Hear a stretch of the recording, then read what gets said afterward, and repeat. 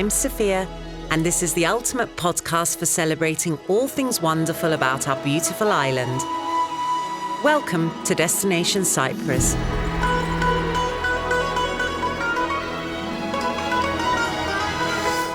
Hi everyone, welcome back to Destination Cyprus, Cybarco's podcast that celebrates all things wonderful about our beautiful island. I was at the Diaspora Forum a few days ago and I bumped into somebody that I've known for over 15 years. And while we were chatting away, I discovered that not only has she come and gone 2-3 times, but she's also now considering coming back to Cyprus. So I thought, well, here's the perfect opportunity to talk to somebody who's obviously got Cyprus running through her veins. And she has a notable career as well that takes me back, and we'll talk all about that in a second, and a career that revolves around what I would say is integral to everything that we do, everything that we are, words. So, Andrianne, welcome to Destination Cyprus. Sophia, thank you so much for inviting me. I feel honoured to be here, to be honest. It's a real pleasure. It's so lovely to see you again. It feels like no time has passed at all since we met at Limassol Marina. And you were the Cyprus Weekly correspondent, a journalist for Limassol, which was amazing because it gave me the opportunity to engage in stories and behind the scenes access to the project at the time when we were building it. But before we go there, I want to go back to the beginning because, like I said before, when we were chatting the other day, I genuinely had no idea how many times you've obviously packed, unpacked, and unsettled yourself. So I thought that you were in Cyprus until I met you, having not realised, of course, that you grew up in the UK. So you went to Streatham Hill and Clapham High School, which is a girls' school. So we want to hear a little bit about that afterwards. And then you went on to London University, where you did your BA honours in English and Drama. And that explains the rest of the rundown, which we'll talk about. But you've had an incredibly diverse career. And I love the breadth of it because there's a lot that I can relate to.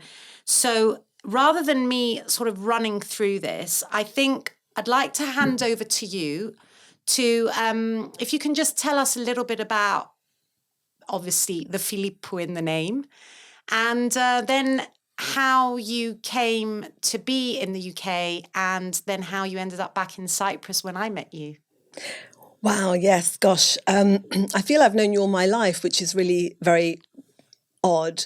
But then I guess I've also known your family, which is, I think, why I feel I know you. And, well, obviously I do know you now, but having met you, as you say, sort of about 15 years ago. But yes, I am Andrianne Philippou, born and raised in London, Greek origin. My parents, both Greek Cypriot, now sadly no longer with us. But it's been a long journey, and interestingly, one that when I came for the first time to Cyprus, I was 9 years old, and it was one of those occasions when it's the first time we'd ever travelled, my younger sister and I, with my mum. Dad was of the mind that the entire family should never travel together, similarly to the royal family, where just in case, let's separate the people in the clan. So Mum and my sister and I came over here when I was 9, and the memories and the experiences then have left a real sort of indelible print really in my mind and I suppose in my soul, because they weren't all happy in that, we'd come over. One of my yayas at the time was on her deathbed, bless her, up in the village in Saba. But the experiences I had on that trip, and then coming backwards and forwards, as you say, from the UK to Cyprus, and learning to appreciate more every single journey about the culture, some of which was really very alien to me, I have to say, at the time, because we were so westernised in the UK. It sort of took me a long time to really appreciate and try and align those two different types of culture in any way that felt comfortable for me. I think we've spoken about this before, where, growing up in the West with the very strong Cypriot heritage that we have in the culture, and the Diaspora Forum was sort of alluded to that for some of the panel sessions. There was that sense of, where do I actually belong? Who am I? Where do I fit? And I remember at my lovely Girls' Public Day School Trust school, which was very proper, etc., all-girls school, but I never really felt I belonged there. And yet I never really felt I was a real Cypriot, because I was that person that had a foot in both camps, really. And it was an interesting time. And then, I don't know how much you wanted me to sort of delve into that, but I spent all my formative years really in the UK, studied,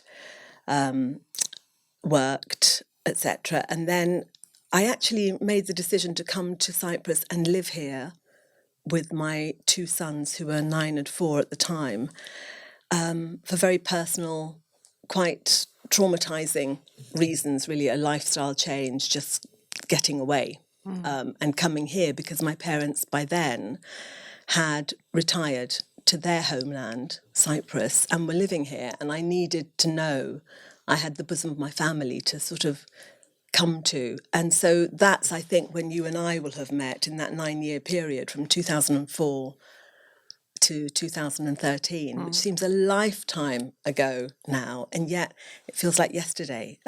Certainly on this trip, and when we met, as you say, a few days ago, reconnected after quite a long gap, it just feels like yesterday. Let's go and have a lovely coffee, and let's go have a walk on the Molon. And, there's something about that period of time, which is a long time, but actually is nothing in the real sense, because I think we all know who we are, if that makes sense. It does. I mean, I loved listening to that, because there's so much there that I relate to. And it's becoming more common now to meet people like us who either have grown up abroad and come back to their roots, or who have parents who are different nationalities. So this kind of almost identity crisis and lack of sense of belonging is something that I feel more of us are connecting on now. And also the dilemma of, do I stay, do I go? And I think that's one of the reasons why we started this podcast, because there are so many talented people, creative minds who could easily stay away from Cyprus and have fantastic careers. And it's a sacrifice and a compromise, but amazingly, so many people come back. There's this magnetism to the island. And that's what struck me about our conversation, because now you're obviously at a point in your life where you're thinking, do I come back? But we're not quite there yet. No. So you've left us at 2004-ish, when the boys were 9 and 4. Tell us a little bit about the career progress. So after English and drama, obviously you did some comedy club and events work, which sounds massively exciting.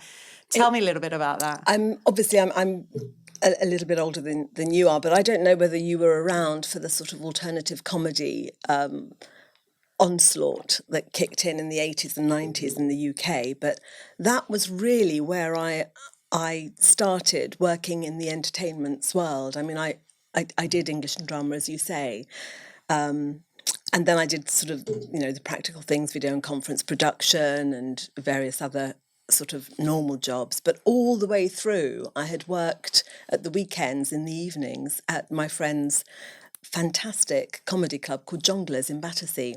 And from that, we developed a promotions side of the agency, where we would put together dedicated and sort of customised entertainment packages for corporate companies. So as a result of that, I mean, I was working with people who, it sounds bizarre now, but when you're giving Jack D a tryout spot, or Lee Evans, or, and Rory Bremner's on your sort of guest list for a company do, and all of the names that we associate now and are very sort of mainstream.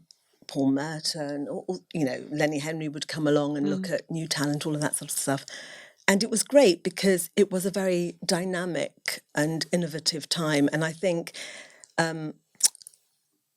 it was just a vibrant time where things were happening, which I think probably were a bit more limited now because of everything that's moved on with, dare I say it, sort of the woke idea where, you have to be mindful of what you say and how you say That's it and an you're entire offending. podcast episode, Yeah, isn't it? exactly. Great times, though. For me, it was an amazing time and right in the middle of it. And really, as a result of that, I was headhunted by Michael Hurl at the time, who was launching a nightly chat show with Derek Jameson, and invited me to join the team and book acts every night. And then from there, I went on to join the BBC and do a similar thing with The Wogan Show and various other quite iconic productions. And so I was kind of, had I been deliberately trying to get into the world of television, I don't think I'd have had a clue. But somehow through comedy, I was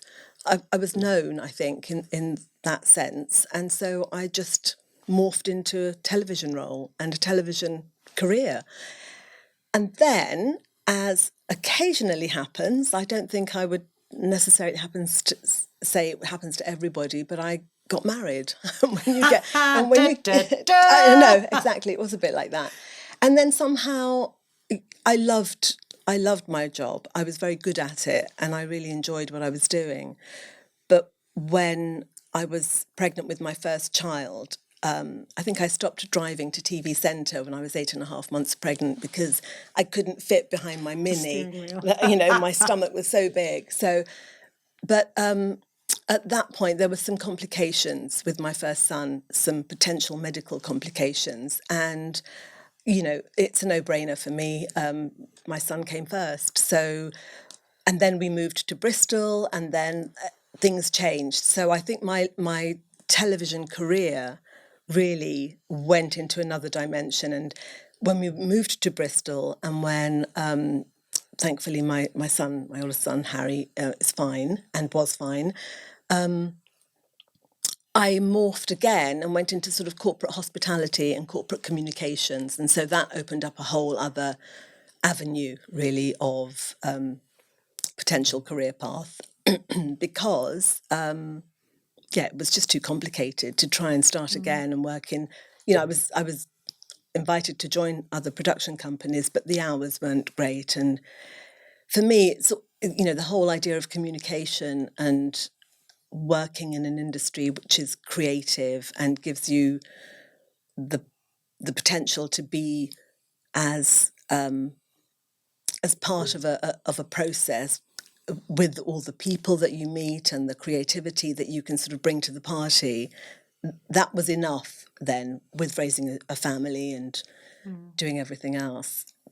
But actually, in the end, 10 years of living in the Southwest, and by then a second child, there was something missing, and it wasn't the right environment for me and my boys. And sadly, my marriage wasn't going in the direction I was really hoping it would have, and I just decided I needed to come away, and I came to Cyprus, and that was, that whole idea of where do I belong? I mean, my parents had come back here at that time to retire, and they that was an interesting experience for them because once they did return, having left 74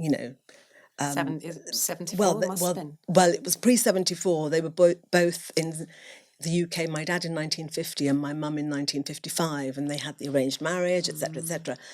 But when they came here in 1991, I think it was, they were aliens. They were classed as aliens. So that was a really interesting concept for them to handle because they adjusted eventually, but I think they always felt a little bit out.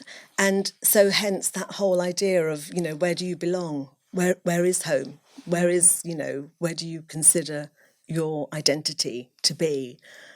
And even when I was here from 2004 to 2013, I mean, I think I played on that a little bit because when it suited me, I was very Cypriot. Oh, of course. Don't we all do that? Switch on, switch off. Exactly. But again, I think I've always done that. And that's one of the joys of having a multiracial sort of environment and culture to draw on. I remember once coming home from school when I was at Streatham High, and I was on the bus, on the top of a double-decker bus with a girlfriend. And there were these two guys sat in front of us talking about me and my friend. And of course, talking about us in Greek, completely oblivious Love to the fact. those occasions. It was just so classic. And I remember when I came to get off at my stop with my girlfriend, and I just turned to them and said, well, yeah, but, we're not interested. Thanks very much. And sort of, it was just one of those priceless moments where they just looked at us and thought, oh, my God, we had no idea. And of course, why would they? Because, we looked like very English, proper schoolgirls. I was having a chat with Gostas at the forum, and he said something that was very interesting. And again, how wonderful that so many people have this same issue and dilemma, and as soon as they meet, there's this instant click. Yeah. And he said, no, I've changed the way I think. I don't think, and I'll adjust it for my purposes and yours now. He says, I never think I'm 50% English, 50% Cypriot. When I'm in Cyprus, I'm 100% of one. And when I'm in England, he said, I adjust my mindset and I have that advantage that I can be 100% whatever I choose, because it's that easy for us to slip in and out. And I often felt that as well. But there is, I think if it all boils down to what do you feel like the most and where do you belong, I mean there's no doubt about it in my mind. I mean I'm Cypriot. There's nothing that could possibly position me in a situation where I would say I feel more British. There's a lot of British in me, and I'm very thankful for that. But no. Definitely. I feel the same. Through and through. I absolutely feel the same. And I think what's really interesting is because for quite a while, and I think it's part of the, being a mum, bringing your kids away to a strange land, because obviously it's not their home. The UK was their home. London and Surrey and the home counties was their home until we went to Bristol. But it's interesting because now that they are older and wiser, my children, they're now 29 and 24, and we've been here together for a period of time. My oldest is still with me until we go back next week, I think. They feel really grounded here and very settled here in a way that when we were here from 2004 to 2013, given it was a very traumatic time that we were all going through and adjusting and starting and rebuilding my life, etc., etc., I never felt comfortable that I had put the children through that, because I knew how unsettling it was, that sense of being in the sixth form at school and, my friends being able to go out to parties and do this, and you're conscious of the fact that your family values are much more strict and much more disciplined and difabiosiosu and etc. It's all of those things that we, certainly I was, as a Greek Cypriot girl in London, was raised with a very sort of strict set of practices for behaviour, for everything. And I always felt slightly uncomfortable with all of that. And I was very anxious that my children didn't feel the same when they were here. And fast forward, to their ages now, and I suppose their maturity, the way they've developed and who they are as people through all of the cultural influences that they have been a part of, they feel really quite settled, quite grounded. And I think as a society, and this is one of the beautiful things that we've loved about Cyprus, it's a very international platform and landscape. And I think it's we're comfortable here with the transience of everything. You come and you go. People return a few years down the line. Indeed, it's kind of the norm. It's okay to be backwards and forwards. There doesn't have to be that, well, you put down roots not and that's absolute, it. yeah. Yeah. And I love that. And I think my children now are, really happy with the opportunities they had to be here, to experience Cyprus, even at that young age. And it wasn't an easy time for them, I'll be really honest. And then, now to really appreciate the benefit of that they have had. I have to just tell you something, Sophia, that were you aware that your mum, Mrs. P, taught Alexei, my youngest, in his reception year at Foley's? I used to go and meet all the kids, so I do remember. And actually, I think Mrs. P is my mother. I think Miss P had taught Harry as well. And he adored her. And I mean, it's like I feel and I obviously worked with your dad for a period of time. I feel like I've known your entire family. I know. I know. We all know each other. Crazy. It's fantastic, though. It's amazing. It's like you said, it's home, and it takes a village, doesn't it? And I think it's nice definitely. that you've always got someone you can turn to for anything. And obviously before we go past 2013, because I don't know how timely, I don't know if you left in 2013 because of the bank crisis or not. You did. Okay. I did. I mean, essentially what happened, because I'd been with the Cyprus Weekly for 4 years. I mean, within that 9-year period of being here, I'd sort of, again, transitioned from all sorts of things, from supply teaching and work, and then set up my own PR agency. I was doing a lot of copywriting, a lot of work with advertising agencies, account managing, all sorts of projects, etc. And yes, the last 4 years, which I thoroughly enjoyed, was the Limassol correspondent role for the Weekly.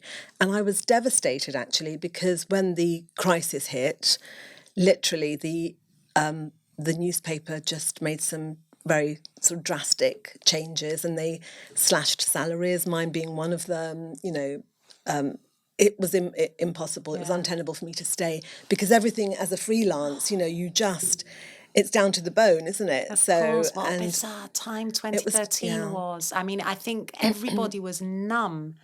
None of us knew. Incredible. Everything was hanging in the balance. But this newspaper, Andrianne, I mean, I just remember weekends. I remember on a Friday, Dad grabbing a Cyprus Weekly for Mum, and then I remember on a Saturday morning getting in the car and going off to Ladies Mile, and then we'd come back from Ladies Mile and we'd watch. It was either Wimbledon or the Love Boat, bit of Love Boat going on.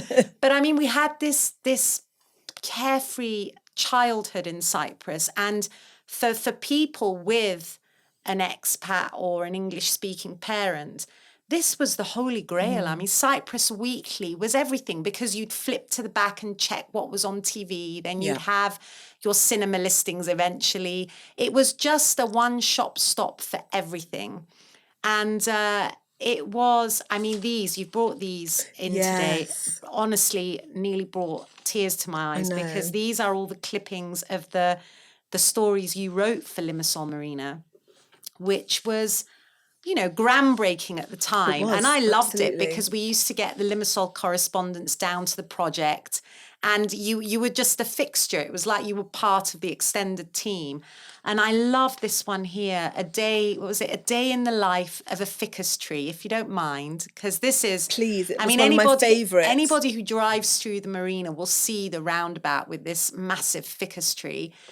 And this is why I really knew that there'd be added value in speaking to you, not only because of your story about Cyprus, but also the value of words. It's become so poignant these days, the art of communication, which is sadly dwindling. I mean, because now in communication, people might just use 2 words or a hashtag, and that's the depth of communication, unless you're reading long form or listening to podcasts. So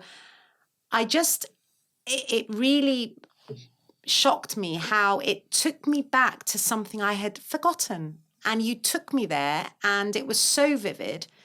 Whilst the Limassol Marina continues to make its dramatic groundbreaking impact on the landscape of Limassol, a different type of groundbreaking project was underway very recently on the site, one that will also have a lasting impact. The historic 60-year-old ficus tree, an important fixture on the site for generations of workers at the port area who've sought shade beneath its branches for decades, has been carefully uprooted and repositioned to stand tall at the roundabout that will connect Limassol Marina's residences, restaurants and shops to the public road network. So this was 2013.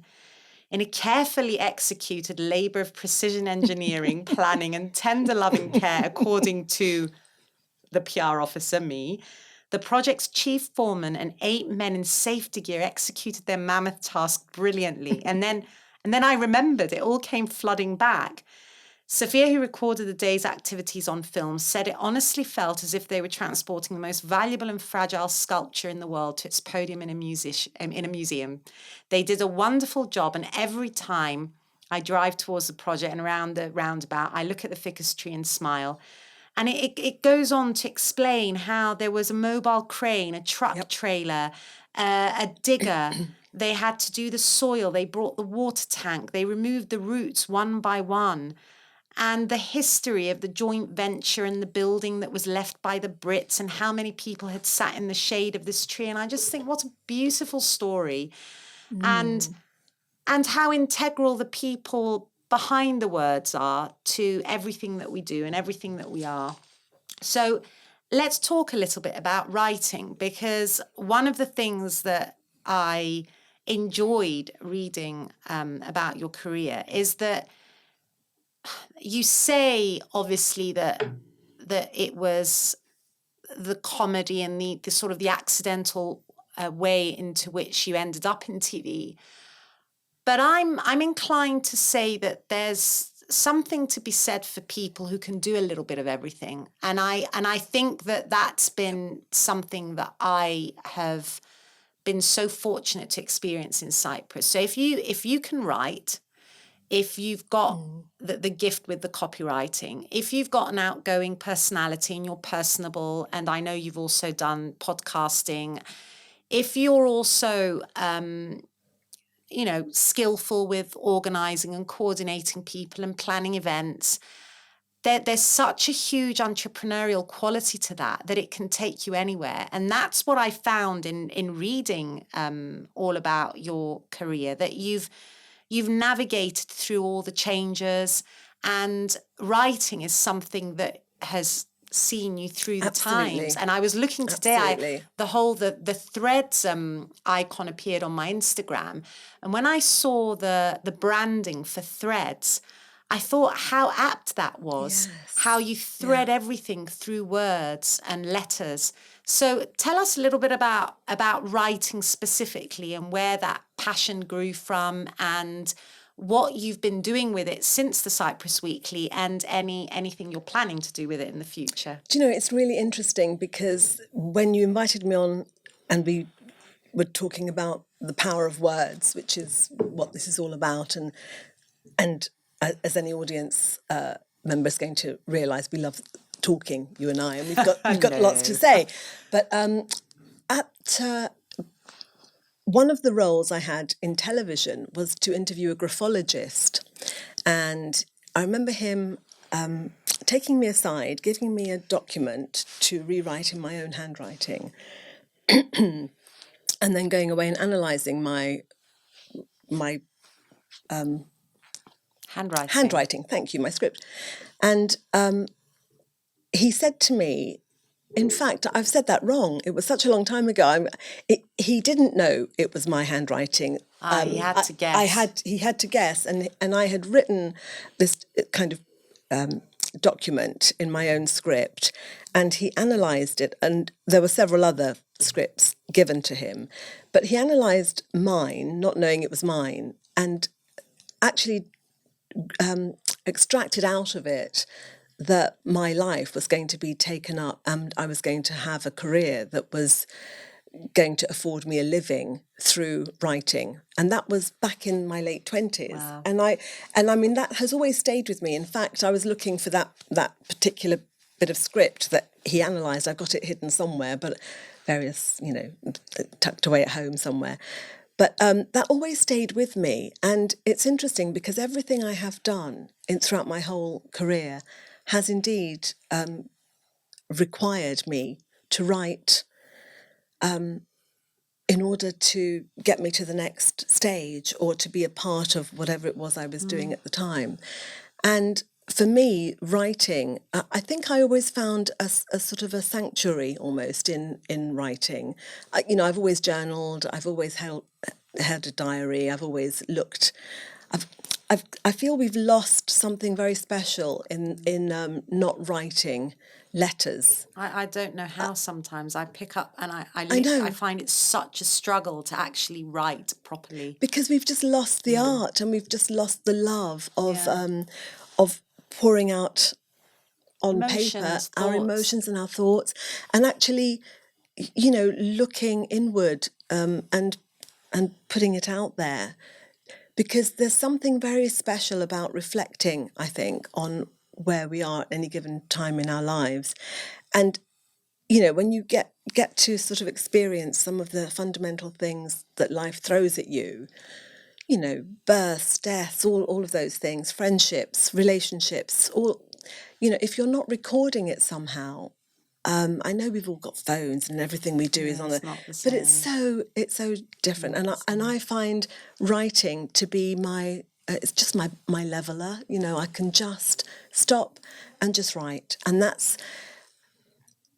I was actually really devastated at the end of the Cyprus Weekly kind of period of my life and the era, because I had to go back to the UK. I had to get the boys back. They had to finish their education there for all sorts of other reasons, and the critical one being the sort of financial situation.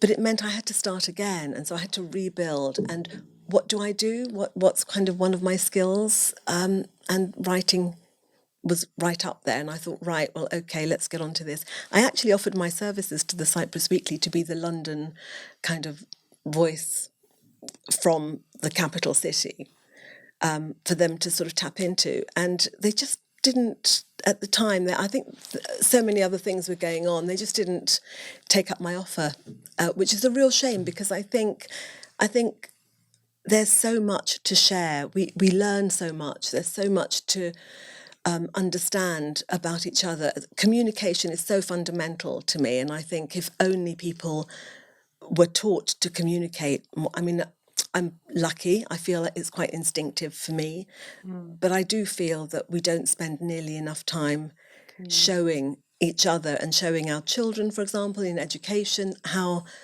important it is to be able to communicate.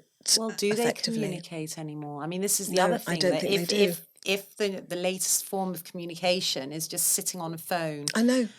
That's definitely not going to replace human contact. No, absolutely. Because there's expression, there's nuance and the intonation. Being able to be tactile, being able to express yourself with your eyes. There's so much about communication that I think is the running. It's the thread. It kind of keeps everything together. It's the glue that holds everything together, and that's why I'm so obsessed with writing and reading at the moment, because it's the only thing that calms me down. I mean, I just find that if I want to relax, I will either read or write now. Yeah, absolutely. And the beauty of writing is that once you've put those thoughts on paper, they're there, and it's there for eternity. And it doesn't matter who reads it, doesn't matter who likes it, but it exists. And I think that's what's so beautiful about the written word, that it's, once you've put it down, it's been released. It's been released, but it's also something that you can re-experience. It triggers a memory. It triggers something really special that caused you to actually write it in the first place. And I mean, for example, when I was in Cyprus, I went to three, I think, writers' retreats. First time I'd ever been on a writers' retreat was here in Cyprus, and then I went again and again. And now that I'm back in the UK, I've been on writers' retreats there as well, because there's something fundamentally profound about being being at one with that sense of wanting to share something, not necessarily to get it published or for anybody else to see it or to enjoy it or otherwise or critique it, but just for you to be able to express that and to share that. It's almost like your own therapy, isn't it? It's how you're feeling in the moment. Yeah, It's really, real, and it means that you're present, which is something that we're not very good at doing anymore. Yeah. A lot of people are living in the past, they're living in the future, they're living in anxiety, and it's like how many of us are actually 100% present. This podcast is one of the few opportunities I get to focus 100% on the person across the table from me. No phone to distract me, no pinging emails. When did it become okay to sit at a table with someone in a restaurant and instead of being with them, being with somebody else on the phone who wasn't invited to the dinner? I know. So the insanity of it is something that I think writing and reading, and for people who have that form of expression and that need to express themselves and share, however they're sharing, whether, like you said, it could be that it's in active groups or group therapy or psychotherapy, however it is that people are sharing their emotions, to be able to put things on paper. And I'm looking at your pad because I think it would be lovely if you could share a poem that I saw that you'd written. I will say no more. Can you just read it for us, please? Because I thought it's a really good example of how you can transport somebody to a specific place. Okay, I will. This was a very special moment for me because I was, at the time, working freelance here as a fixer for external productions, television and film production companies coming over, and I was kind of talent scouting. No, that was back in the day. I was location scouting here, and found myself going to Zilofaru and a place called Bodamos Liobedri, which do you know it? I don't know if you know it. Okay, right. I'm going to read you. This is what manifested when I was there on location. Bodamos Liobedri. How still she lies, waiting, primed, her movements languid, biding her time. The gentle swell as her strength garners power, the curling liquid, bubbling, on fire. She rises, her passion unleashed as before, relentless, now spent, her force sucked dry by the shore. Her crashing's hypnotic, she teases my form, her ebbing and flowing, her cadence forlorn. She builds to her peak, and then she fades when she's ready, and I sense she is close, for her passage is steady. Again and again, never ending, forgiving, as gentle as rain when her fervour is hidden. Fear not my intrusion, I cannot compel you. Your magnitude conquers. Compliant within you I cower and tremble, my spirit ordained, for here in your presence all life entertained. Your essence enveloping, silky and smooth, cool and constricting, you've nothing to prove, simply giving and taking, your power intense, your life force majestic, no beginning, no end. Beautiful. Thank you. You know, I can remember when we used to do English literature at school. I can remember going on school trips and the boys sitting in the back of the bus and the girls sitting at the front, and us having this endless debate about the sciences versus literature and languages. And I can remember even back then when we were only 16, but we used to say to the boys, you'll realize one day the value of literature. And there's so much about people who can communicate and express themselves with words, and how aligned it is with the way they express themselves in their relationships, their friendships. And I'm finding now, I'm at an age now where people around me are seeking to connect with their emotions and to understand their feelings and their traumas. So it was such a brilliant way to start life, with the written word and with reading. So beautiful poem. Tell me a little bit about writing now. So you're still writing in I'm work. still writing. Where I am now, I mean, I in the UK, and I have been back there for, as you say, backwards and forwards, but there for about 10 years. So I've been working over there professionally as an editor for magazine, a publication, and I have been writing independently as well on with my poetry groups that I've created and run over there in Berkhamsted, where I live at the moment. And in my current role, again, it's all part of my the elements of my position. I'm writing, I'm editing, I'm proofreading, etc. So it's all still there, and it's that eternal, sort of dilemma. I want to just sit and write my own stuff. I want to do my book. I want to do this. I've got several things that I've started, but when you're working full time, it's just juggling, spinning plates and things. So, and this is the beauty of coming back here, which I have been toying with, kind of, and this trip has really consolidated my thinking, and is almost, it's just given me permission to say, yeah, it's okay. There's that whole sort of sense of, I feel already this yearning to be writing now, to be coming back here, basing myself in Cyprus, living here again, and just doing it for myself properly. But of course, there's the sort of practicalities of life and work, Your and sort of practicalities, where where there's a will. And exactly. But I mean, the writing now that I'm doing is more professional, in terms of the technical content and writing within the practice that I'm working for the company that I am a part of. What I'm yearning to do is write the sort of more soulful, more fulfilling parts, which is why I started the poetry group, which gives me a chance to be able to engage with other like-minded people, and we all meet once a month and generate some really interesting sort of discussions based on our work and what we're offering, running open mics, actually being able to perform our work. One of my intentions over there is to set up a little poetry festival in my town, which I would like to do. And one of the things that I'm here in Cyprus and interested to understand is being able to continue that and actually create and develop those sorts of ideas here, which what's lovely is how incredibly international Cyprus is, I and think how you'll be shocked to find how much is going on.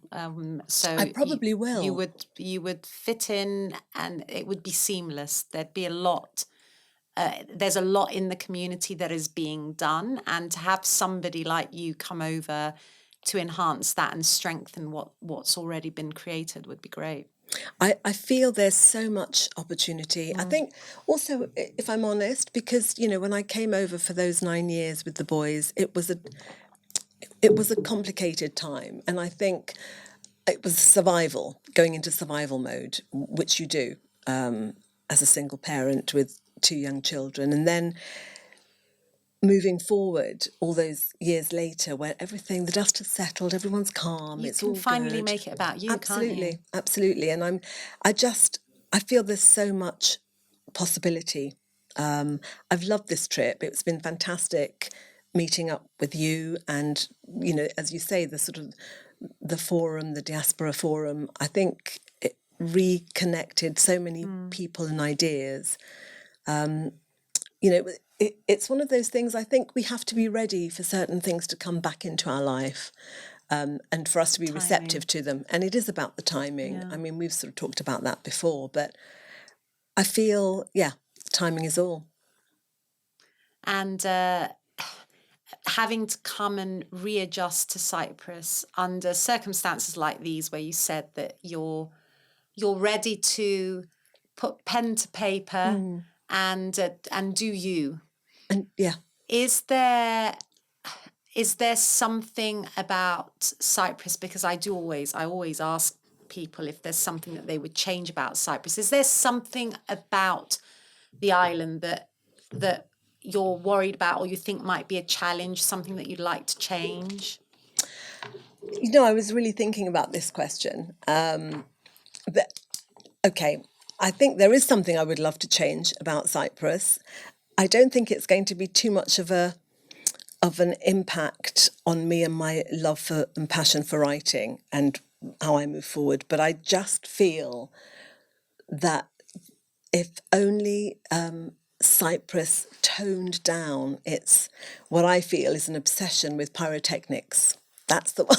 I love it. That's the thing That's that a first, Andrianne. is it. Okay, well, I mean, I just feel, what's this mania we have over here with the youth, flares at football matches, fireworks every Or night. Easter as well. Easter will be something that you've forgotten Yeah, about. It's a shame because it sort of ruins the celebration. But there's also fireworks on a nightly basis now, weddings, parties. But why? Because apart from anything else, I just feel that the tinderbox, elements of this island, the wildfires, the climate's changing. I mean, can't we just tone it down and not be so sort of flippant about that's fire? part of a bigger picture, isn't it? It part is. of the whole It is. ESG and sustainability, and it has to be part of a strategy. And I think you'll be pleased to find that when you're here more permanently, that there's so much effort being made for change towards the positive. Obviously, it doesn't happen overnight, does it? So I love that though. And it's tied in with a sort of obsession, I feel, to just make noise. We are a very kind of noisy. Yeah. It's all that. It's the hand gestures that it I is. love. It's all of that, and I know Carnival is fabulous, and all that's. I'm not in any way wishing to diminish the kind of quirkiness and the chaotic sort of creativity that we love and we just adore on the island, but the pyrotechnics, just keep them down a bit. So we'll make sure we arrange that before your arrival. Thank you very much. And I think something we haven't touched on before we wrap this up is the future. Is the future of writing, really, because this is something that fascinates me. And when we agreed that you were coming, I obviously approached you with the dilemma of what I call you, your title, your profession. And it seems to me, present company included, that everybody's calling themselves a writer and an author these days, which is great on the one hand. It's fabulous that people can self-publish. It's great that people can hop onto Amazon and KDP and just, press a button and there it is. Their work's available to everybody. Needless to say, the sales you make from self-published books can and can't be tragically, ridiculously invisible and low. But how do you feel about the future of writing, given the nature of the process? So, I mean, being able to get a literary agent to publish properly is a challenge. Magazines are dying out. Print, press, dying out. And then the rise of social media and now AI, where you can literally just type in, write me 500 words about X, and it's done in 2 seconds. How are you feeling about all of that? Well, I think, AI is obviously here, and it's here to stay, and it will evolve. There's no doubt about that. I still feel that writing, communicating, using tools like, chatbots and AI is actually really invaluable for certain companies, organizations, for people who need that additional platform, really, to enable them to create what they need for their company structure, their audience, their commerciality, etc. That's fine. I don't think it's going to mean that somehow writers are, no longer necessary. I think you still need the human contact. You still need the understanding of a qualified copywriter or professional sort of writer to be able to check through what technically is being created on a chatbot, because I mean, I tried it myself actually we tend to use it at work, but I think companies are getting much more savvy now as well about how to safeguard the content that's going out on, under the banner of their organisation.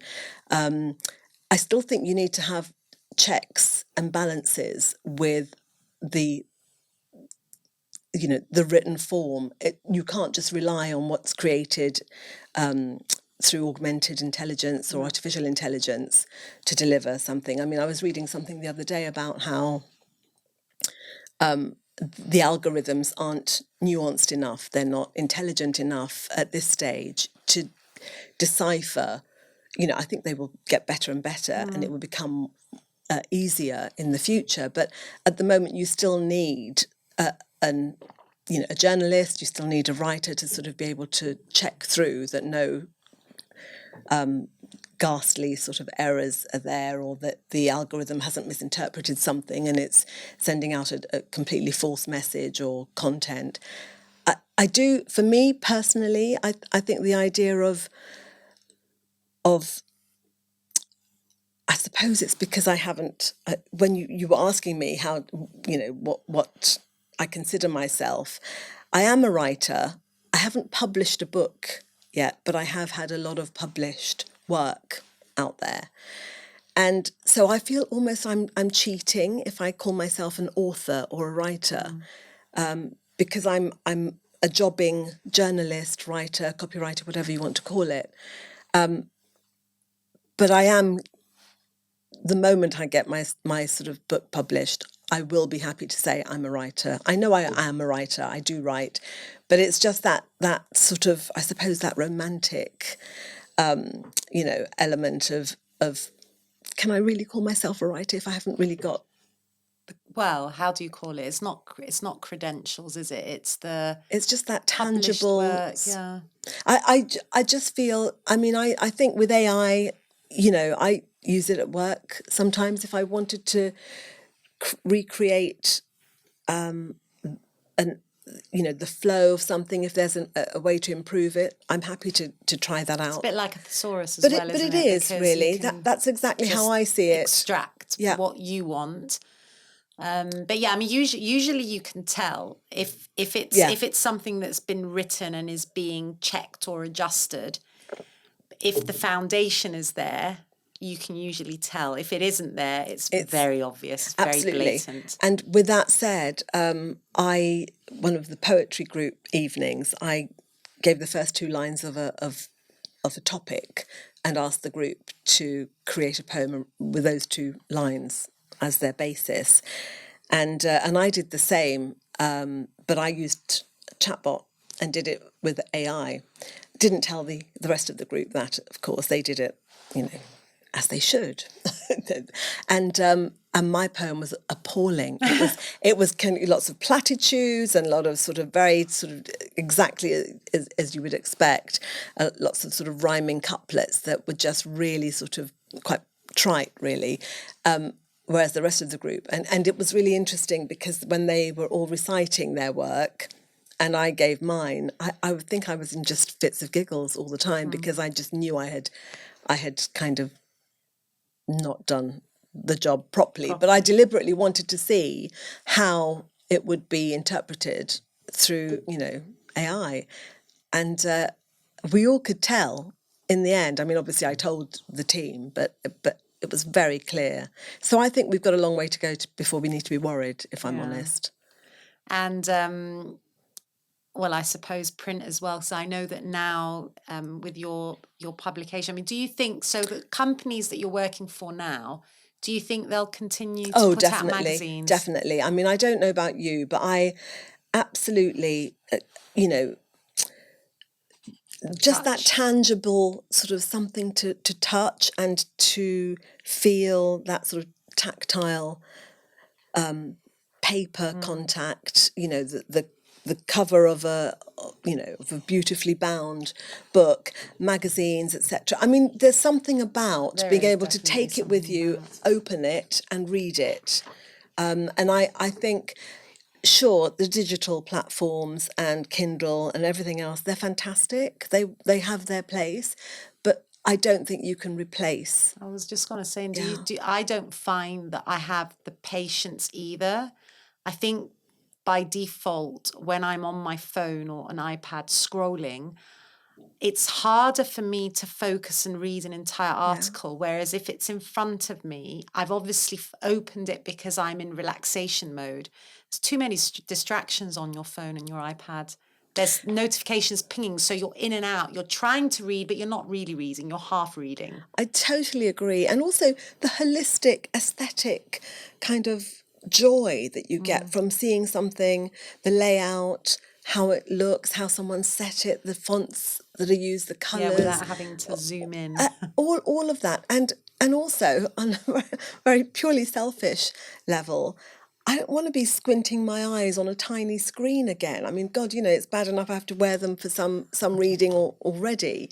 I don't want to be damaging them anymore. So if I can see a beautiful, paper, magazine, book, and that's, to me, that is just really precious. Clearly there are cost implications because the digital form, everyone's trying to cut corners and, save costs, etc. But I don't think you can take away from the beauty of the written form in a book or in a brochure. Some really fantastic magazines. I remember the hotels here when I was writing, the Reflections, the Columbia magazines, and the various other, the Amethyst and Four So Seasons. Eleni still does. Yeah, that's right. The hotel So magazines. and they looked glorious. I mean, then they're very, as a customer, as a client, They're you still come and stay, beautiful to and they touch. are. Yeah, I mean, actually, and it's you miss that when I Course, see a good quality magazine now. I love to pick it up. So do I, and I think it's I think we've got a long way to go before they are eliminated. Or I certainly hope so, because No, same. you need to, I think, have that engagement with something of quality. You can sense that. If you're just reading it on a screen, it's just It's transient, isn't it it? really is. It really is. I wanted to ask about moving back to Cyprus. So if potentially that's something that you will be doing, because we haven't really had time to run through every aspect of your skill set.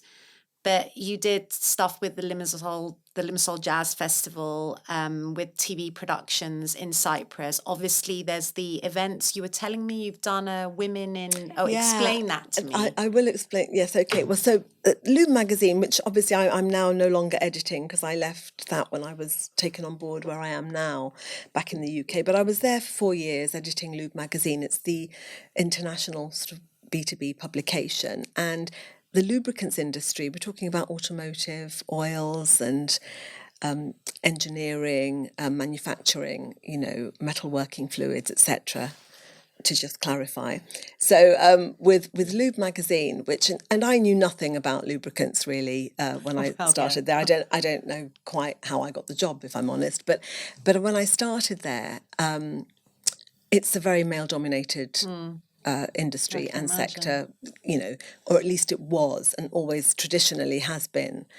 And I think within the first few months, I thought, well, there are some really talented and very, very highly skilled professional women in this industry too, but they're not really given a voice. So I was determined to showcase them really and shine a spotlight on them. And so I think in fact, I'm very proud of the fact that it was the last live event at the Institute of Directors in London that was held in 2021.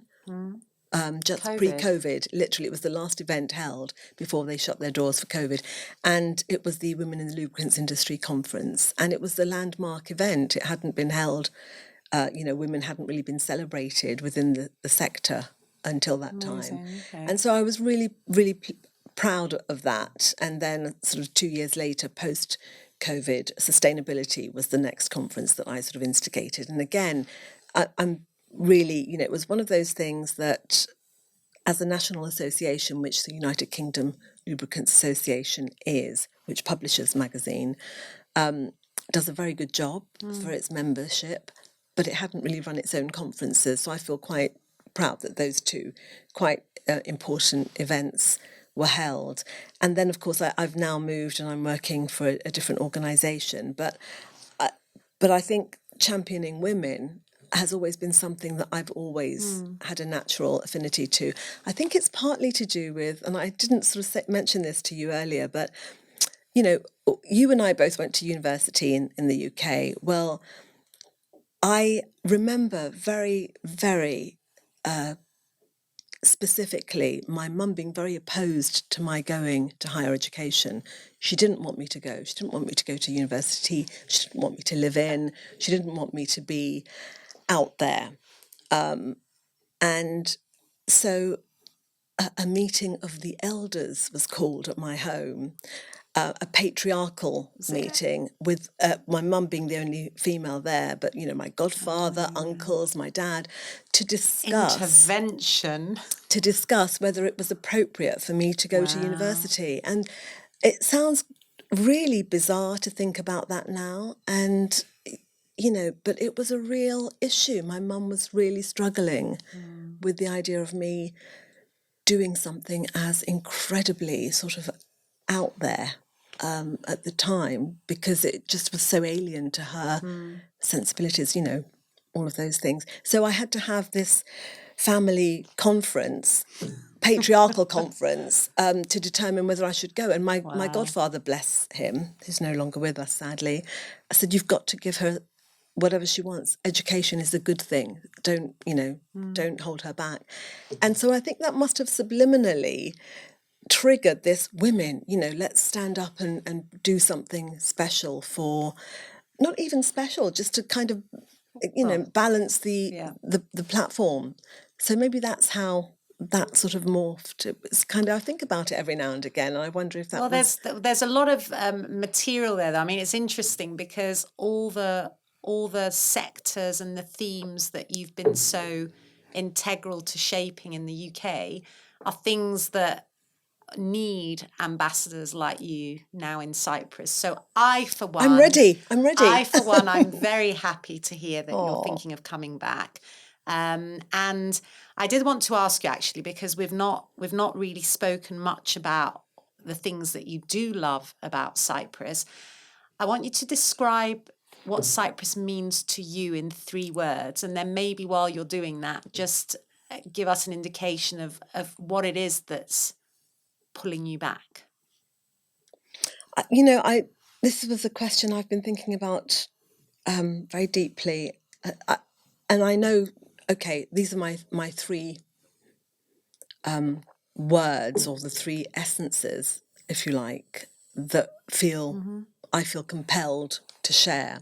The first is sanctuary, because Cyprus absolutely has been my sanctuary. When I came back with the boys for good, although I had no idea I would be here for 9 years. I thought I might just be here for a few months or get my head together, decide what I wanted to do. But this is definitely a sanctuary for me, Cyprus. The second word, and you know, my mind's just gone completely blank, because spirituality, that was it. Okay. Yeah, spirituality. And I feel drawn to parts of Cyprus that I have kind of uncovered over my time on the island, where there's a real spiritual presence. I feel it deep down in my core. And, you know, it sounds very trite, but I feel I've had real moments where I've been at one with just nature, everything, you know, the world, whatever you want to call it. You know, for me, it's a very, very profound sense of spirituality that the island offers. And the third is renewal. For me, this island is about renewal, and it has enabled me and facilitated renewal for me.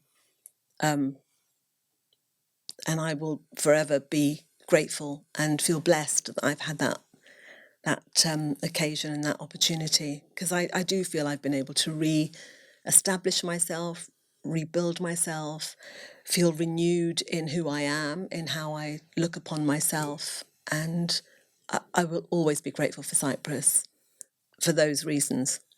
I love that, Andrianne. Thank you, because the beauty of that is that we've had loads of guests, and you can tell who the writer is. There's those three words are beautiful, and there's a depth to them, a depth of expression, and a little bit of pain perhaps as well. And these are, ironically, I mean, these three words, renewal, spirituality, and sanctuary, do allude to a sense of home as well, which is nice, because it's all about coming back to your authentic self and feeling at peace with yourself. And that for me is also home. So beautiful. Thank you very much for your time. My It's pleasure. been Thank lovely you for to having chat to me. you. And we're looking forward to a comeback. Yes, indeed. Yes. Enjoy Carnival, and Thank you. enjoy the remaining days of your trip, and we'll see you when you're back. Thank you so much for having me. It's been an absolute pleasure. Thank you, Andrianne. And everybody else, of course, thank you for being with us. And don't forget, you can follow Destination Cyprus on your favourite podcast channel, on YouTube, and all of Cybarco's social media pages. And we'll see you again next time for more chat about Cyprus. Destination Cyprus, brought to you by Cybarco.